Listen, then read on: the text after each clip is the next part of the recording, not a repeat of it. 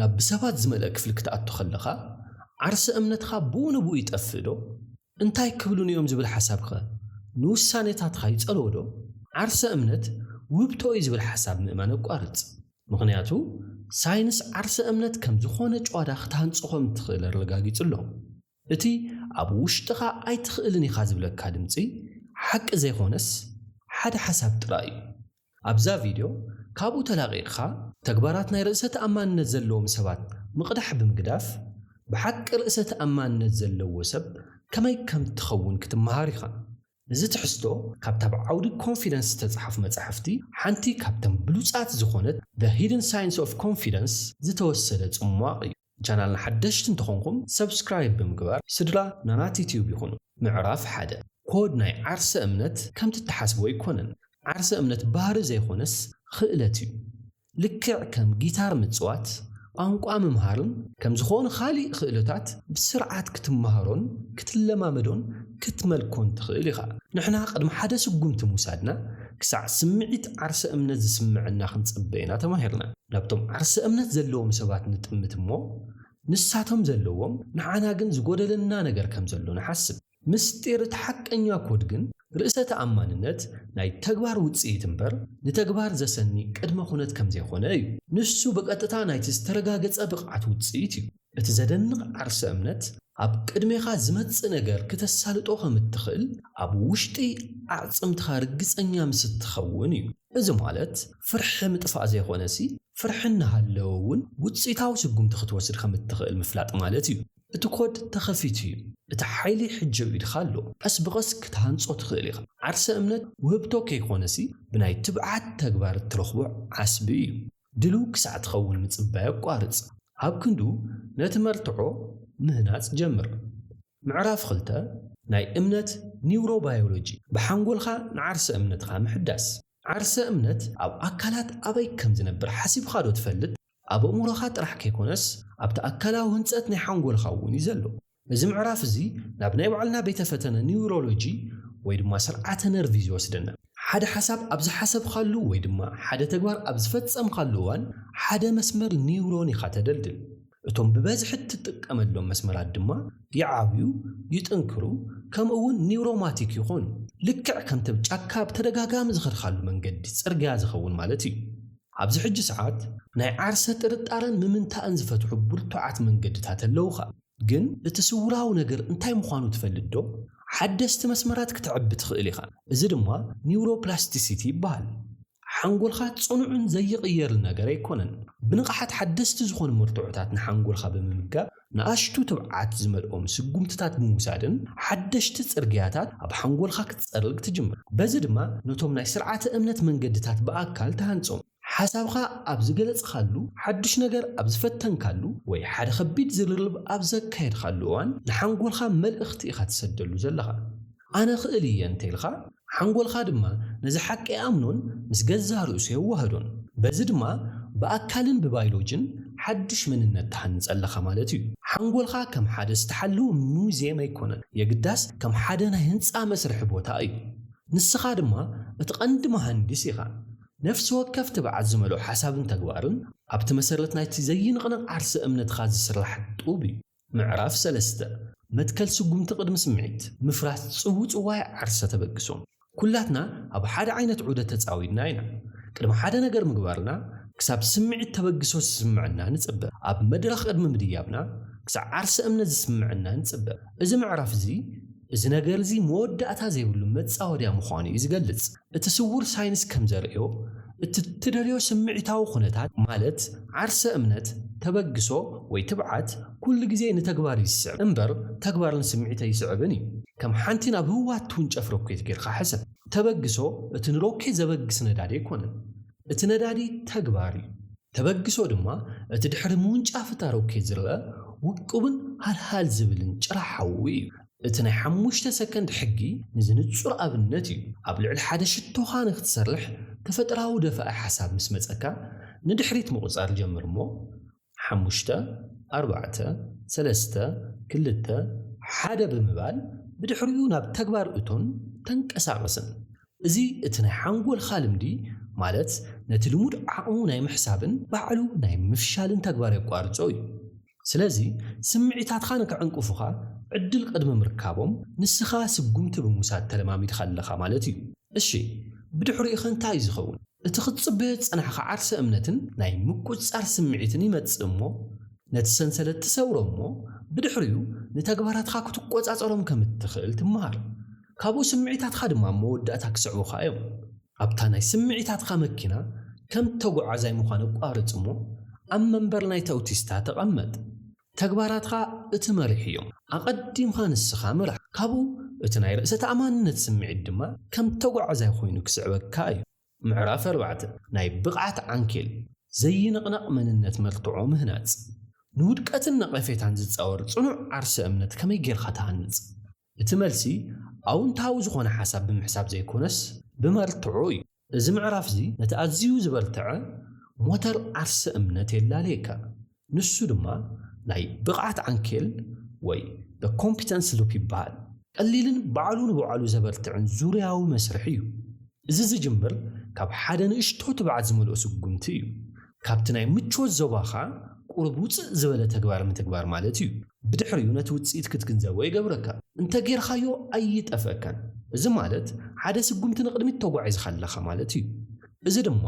ሓደ ተጨባጢ መልትዖ ይፈጥረልካ ሕጂ ትብዓት ንክህልወካን ብቑዕ ምዃንካ ንክስምዐካን ጭቡጥ መልትዖ ኣለካ ማለት እዩ እዚ መልትዖ እዚ ድማ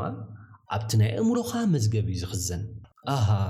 ነዚ ነገር ክኽእሎ እየ ዝብል እምነት ድማ ይሕድረልካ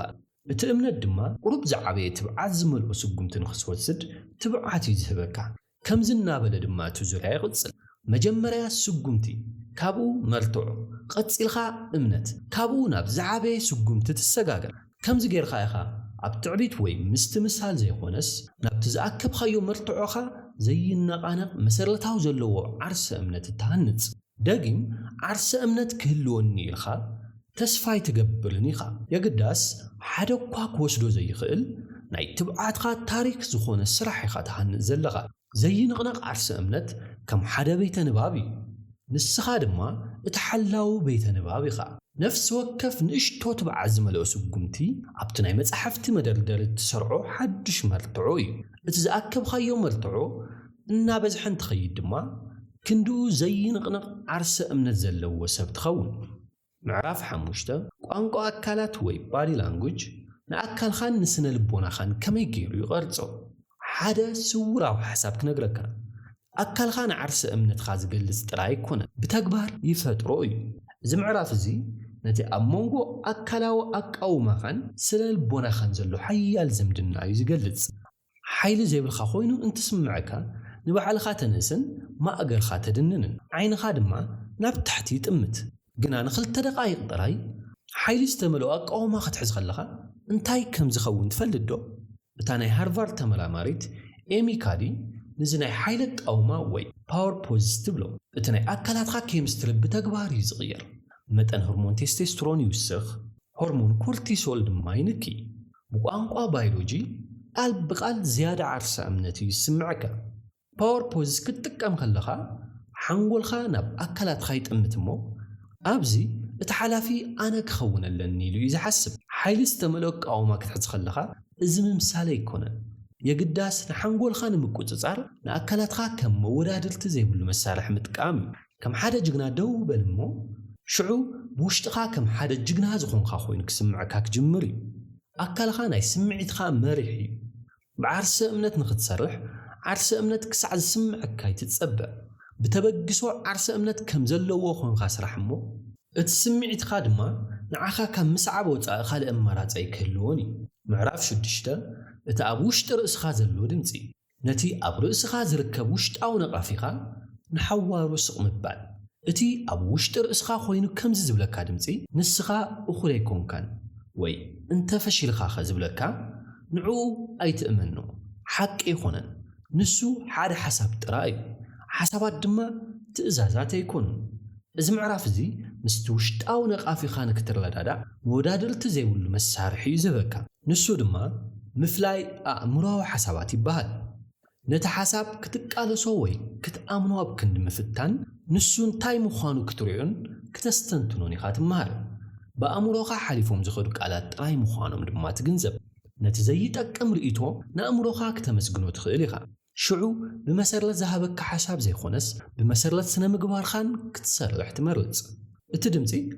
عتاني رئيسخا كتحفرائخا انت بلكا كم زي الخا كتمدلسلو تخيليخا أمروي كتكلاخل اللي سلازفتن خايقني اللي بزخونا كن نزي تقبار زي كقبرو يبلو زي عميق لوتي زفتر كاب حساباتو زقوت أتقرو وسب نابن حساباتو تعزابي سب مخاني زي السقاقركا نسخا اتسما ينبر دبنا يكون كان نسخا كنتات أيار يكون كان وتم نقفت حسابات حليفهم زخدو دبناتات رحيم اتحق انيا من النتخا نزوم دبناتات كمتون زخدو نزعزابن قنا باتهم زي السنن سفيحن زي غير النقحات زوننا ايو معرف شو حتى فرحي مغمات كاب جنكت اب كند مهدام بخميت سقرو نفرحن مسعر اتزبالات امن قدي كابو مهدام زي كونس بقطتا ابعينتو متأماتيو زي معرف زي بالتيم فيرس تسفحفحة فرح مقمات وي فيرس سيتينج زبال حيا اللي من مريزة لالينا مبزحتيهم فرحتاتنا ابتسألمات تحابيهم كم زسن بدونا مدنجست انسساتيهم فرح مقمات دما نزيهم نبرهاني زقوتهم أقباب فيرس سيتينج نمتقبار نزوم السعب حطوتات ملس اتزخف اكخون زخيل ناقر انتايو كما يقيريك كلاخلو زخيل انت تخصيتوخ كما يقيري إنا تقودات كعرليو زخيل كم أون كاب زفتنا زي وي كاب تكفالا وعاود انتا عين التغم كركب يخيل نزبل حطوتات ملس كابو نازم استقبر خايو خلتا نقرات كتكنزبيغا اتقداماي اتزخف اخونتات مبزحتو غزي كتسغرو تخيلي خلاي نت زياده قداس زخونه دما نام متكاتا مدب تفطرولمو እዚ ድማ ንፍርሕ ኸየጥፎኒ ግና ክትቆጻጽሮ ትኽእል ይገብረካ ስለዚ ኾነ ንፍርሕኻ ካብ ደው በል ምልክት ናብ ናይ ተጠንቀቕ ምልክት ይቕይሮ ፍርሒ መብዛሕትኡ ግዜ ተሸፋፊኑ ዝመጽእ ርግጸኛ ዘይምዃን እዩ እቲ ዝሓየለ መከላኸል ፍርሒ ድማ ትብዓት ዘይኾነስ ንጹርነት እዩ ነቲ ግዙፍ እንስሳ እንታይ ምዃኑ ለልዮሞ ሽዑ ሓይሉ ክትጽንቅቆ ኢኻ ምዕራፍ 8 ናይ ተጸዋርነት መኽዘን ኣብ ነፍሲ ወከፍ ግዜ ዝሓየልኻ ኾንካ ምትሳእ ዘይንቕነቕ ዓርሰ እምነት ምፍጣር ማለት ፈጺምኻ ዘይምውዳቕ ማለት ኣይኮነን እቲ ቀንዲ ሓሳቡ ኣብ ዝወደቕካሉ ግዜ ብኽንደየናይ ፍጥነትን ሓይልን ደጊምኻ ትትስእ ዝብል እዩ እዚ ምዕራፍ እዚ ከመይ ጌርካ ናይ ተጸዋርነት መኽዘን ከም እትሃንጽ የርእየና ኣብ ከቢድ እዋናት ክትጥቀመሎም እትኽእል ዓሚቕ ዒላ ሓይሊ ማለት እዩ እቲ ቀንዲ ነገር ኣተሓሳስባኻ ምቕያር እዩ ንዕንቅፋታት ከም ውድቀት ዘይኾነስ ከም ሓበሬታ ጌርካ ክትሪኦም ምምሃር ማለት እዩ ነፍሲ ወከፍ ውድቀት ብዛዕባ እቲ መገዲ ገለ ነገር እዩ ዝምህረካ ገለ ነገር ከምቲ ዝተሓሰበ እንተዘይኸይዱ ፈሺለ ኢልካ ኣብ ክንዲ ምሕሳብ ከምዚ ኢልካ ተሓትት እዚ ምስ መከራ ዘለካ ኣረኣእያ ይቕይሮ እዩ ንገዛ ርእስኻ ከም ግዳይ ናይቲ ኩነታት ምርኣይ ክተቋርጽ ኢኻ ኣብ ክንዱ ከም ሓደ ፈተነታት ዘካይድ ዘሎ ሳይንቲስት ክትሓስብ ኢኻ ትጅምር ነፍሲ ወከፍ ውድቀት ናብቲ ናይ መወዳእታ ዓብዪ ዓወት ዘብፅሐካ ሓደ ተወሳኺ ዘይረኣኻዮ መንገዲ ጥራይ እዩ ተጸዋርነት ባህሪ ይኮነን ምስ መስርሕ ናይ ምምሃር ብፍቕሪ ምውዳቕን እትሃንጾ ክእለት እዩ እቶም ዝለዓለ ዓርሰ እምነት ዘለዎም እትፈልጦም ሰባት እቶም ዝያዳ ዝፈሸሉን ዝያዳ ዝተምሃሩን ምዃኖም ከይትርስዕ ምዕራፍ 9 ማሕበራዊ ዓርሰ እምነት ተቐባልነት ከይደለኻ ናይ ምርድዳእ ሞያ ናብ ሰባት ዝተመልአ ክፍሊ ኣቲኻ ብቕጽበት ዓርሰ እምነትካ ክቕንስ ተሰሚዕካ ደይፈልጥ ብዛዕባኻ እንታይ ከም ዝሓስቡ ፈትዮምኑ ዶ ይኾኑ ወይ እቲ ዝዛረቦ ዘለኹ ነገር ቁኑዕ ድዩ ኢልኻ ክትጭነቕ ትጅምር እዚ ምዕራፍ እዚ ነቲ ኣብዚ ኣገባብ ዘሎ መሰረታዊ ጌጋ እዩ ዝገልጽ ውሽጣዊ ዓርሰ እምነትካ ንምዕባይ ካብ ደገ ኢኻ መረጋገጽ ትደሊ ዘለኻ ሓቀኛን ማሕበራዊ ዓርሰ እምነትን ግና ነዚ ነገር ብግልባጡ እዩ ዝርዮ ኣገዳሲ ሰብ ብዛዕባ ምዃን ከይኾነስ ኣገዳስነት ብዛዕባ ምሃብ እዩ ትኹረትካ ከመይ ይርኢኑ ኣለዉ ካብ ምባል ብዛዕባ እዚ ሰብ እዚ እንታይ ክምሃር ይኽእል ወይ ኣብዚ ከመይ ገይረ ክሕግዝ ይኽእል ናብ ዝብል ቀይሩ ሽዑ ሓደ ተኣምራዊ ዝኾነ ነገር እዩ ዝፍጠር እቲ ጸቕጢ ይጠፍእ እሞ ህልው ፈታን እውን ትኸውን ብሓቂ ድማ ትሳተፍ ሰባት ናብ ከምዚ ዓይነት ሓይሊ ይሰሓቡ ምውሳእ ኣቋሪፅካ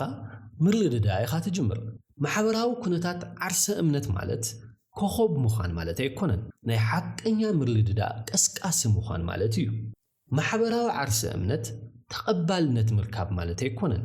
ተቐባልነት ከም ዘድልየካ ምርሳዕ እዩ ትኹረትካ ካብ ንሰባት ምስሓብ ምሕሳብ ናብ ሓቀኛ በርክቶ ምግባር ቀይሩ ካብኡ እቲ ተቐባልነት ባዕሉ ክስዕበካ እዩ ምዕራፍ 10 ዘይንቕነቕ መንነት እቲ ክትኾኖ ዝወሰንካዮ ሰብ ምዃን ኣብዚ እቲ ሳይንስ ናብ ጥበብ ዝቕየር ዘይንቕነቕ ዓርሲ እምነት ናይ ሜላታት እኩብ ጥራይ ኣይኮነን መንነት እውን እዩ ንስኻ መን ምዃንካ እዩ እዚ ምዕራፍ እዚ ናብቲ ዝሓየለ ለውጢ ይመርሐካ ካብቲ ዓርሲ እምነት ዘለዎም ሰባት ዝገብርዎም ነገራት ዝገብር ሰብ ናብቲ ባዕሉ ዓርሲ እምነት ዘለዎ ሰብ ምዃን የሰጋግረካ ነዚ ብሓደ ቀሊል ግና ዓሚቕ መስርሒኻ ትገብሮ ውሳነታትኻ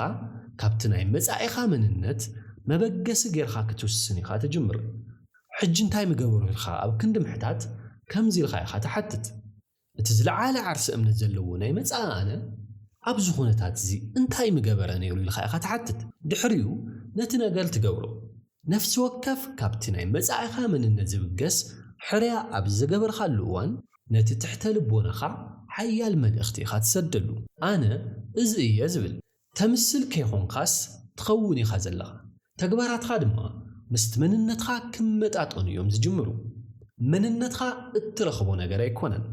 እትፈጥሮ ነገር እዩ ዓርሲ እምነት ከይተሰምዐካ እናሃለወ ዓርሲ እምነት ዘለዎ ሰብ ዝገብሮም ሕርያታት ብምግባር ኢኻ ዓርሲ እምነት ዘለካ ሰብ እትኸውን ካብኡ ስምዒታትካን ተግባራትካ ኢዶም ክህቡ እዮም ምዕራፍ 11 ስምዒታዊ ብቕዓት ማዕበላት ፍርሕን ጥርጣረን ምግላብ ኣብዚ እቲ ሓቂ ክነግረካ እቶም ዝለዓለ ዓርሲ እምነት ዘለዎም ሰባት እውን እንተኾኑ ፍርሕን ጥርጣረን ይስምዖም እዩ ኣብዚ ትፍልሊ ግን እዞም ስምዒታቶም ነታ መኪና ናይ ህይወቶም ክመርሕዋ ስለ ዘይፈቕዱሎም እዩ እዚ ምዕራፍ እዚ ስምዒታዊ ብቕዓት ወይ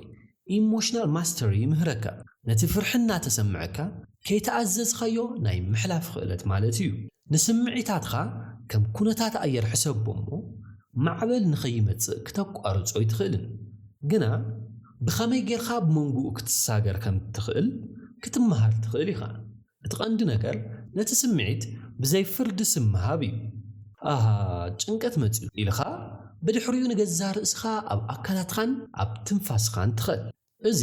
ኣብ መንጎ ስምዒትኻን ኣብ ግብረ መልስኻን ቦታ እዩ ዝፈጥር ኣብቲ ቦታ ድማ ሓይልኻ ትረኽቦ ንስኻ ስምዒታትካ ከይኾንካስ ነቶም ስምዒታትካ እትዕዘብ ዘለኻ ንቑሕ ህላዌ ምዃንካ ትዕዘብ እዚ ድማ መሰረት ተሓቀኛ ስምዒት ናጽነት እዩ ስምዒታዊ ብቕዓት ማለት ነቲ ዝስምዐካ ምቁጽጻር ኣይኮነን የግዳስ ከመይ ጌርካ መልሲ ከም እትህብ ምእዛዝ እዩ እቲ ሽቶ ፍርሒ ፈጺምካ ዘይስምዖ ሰብ ምዃን ኣይኮነን የግዳስ ንፍርሒ ኣብ መኪናኻ ከም ተጓዓዛይ እምበር ከም ኣውቲስታ ክኸውን ዘይምፍቃድ እዩ ምዕራፍ 12 ናይ ዓርሲ እምነት ልምዲ ዘይንቕነቕ ዓርሲ እምነት ከመይ ጌርካ ናይ ወትሩ ባህርያትካ ትገብሮ ነዚ እቲ ቀሊል መንገዲ ልምዲ ብምግባር እዩ እዚ ናይ መወዳእታ ምዕራፍ እዩ እዚ ናይ መወዳእታ ምዕራፍ ንኹሉ ነገር ኣኪቡ ኣብ ሓደ ተግባራዊ ወይ መዓልታዊ ስርዓት እዩ ዘእትዎ ዓርሲ እምነት እትበጽሖ መዓልቦ ኣይኮነን የግዳስ ብቐጻልነት ብትገብሮ ንኣሽቱ ልምምዳት እተደልድሎ ጨዋዳ እዩ ኣብ መንነት ዝተመስረተ ናይ ልምዲ ስርዓት ንኽትሃንጽ ነፍሲ ወከፍ መዓልቲ ነቲ ናይ ዓርሲ እምነት መንነትካ ዝሕይል ሓደ ንእሽቶ ተግባር ክትገብር ቃልእቶ ኣብ ኣኼባ ሓሳብካ ምግላጽ ክኸውን ይኽእል ንሓደ ሰከንድ ዝነውሕ ግዜ ምስ ሰባት ዓይኒ ንዓይኒ ምጥምማት ክኸውን ይኽእል ወይ ሓደ ንእሽቶ ወሰን ወይ ባውንድሪ ምግባር ክኸውን ይኽእል እዚ ተግባር ባዕሉ ዳርጋ ኣገዳሲ ኣይኮነን እቲ ኣገዳሲ ነገር ብዛዕባ መን ምዃንካ ንርእስኻ ትህቦ ዘለኻ ቀጻሊ መርትዖ እዩ ድሕሪ እዋን ድማ እዞም ንኣሽቱ ተግባራት እዚኦም ነቲ ናይ ነርቭ ስርዓትካ ዳግማ የዋህድዎ ዓርሲ እምነት ክትሓስበሉ ዘለካ ነገር ምዃኑ ተሪፉስ ብዘይገለ ጻዕሪ መንነትካ ክኸውን እዩ ዝጅምር ዘይንቕነቕ ዓርሲ እምነት ናይቶም ንኣሽቱ መዓልታውያን መርትዖታት ድምር ውፅኢት እዩ ዓርሲ እምነት ንክህልወካ ኣብ ምጽዓር ተተኩር ሎሚ ሓንቲ ናይ ዓርሲ እምነት ተግባር ኣብ ምትግባር ተተኩር ነዘን መዓልትታት እዚአን ኣተኣሳሲርካ ድማ ዘይንቕነቕ ዓርሲ እምነት ክትሃንጽ ኢኻ ናይ ሎማዓንቲ ቪድዮ እዚ ይመስል ነይሩ ነታ ኣብ ስክሪን ትሪኣ ዘለኻ ብልስቲ ጽማቕ መጽሓፍ ንኸእያ እሞ ኣብ ተቐጻሊ ቪድዮ ክንራኸብ ኢና። እዚ ናናት ዩቲዩብ እዩ።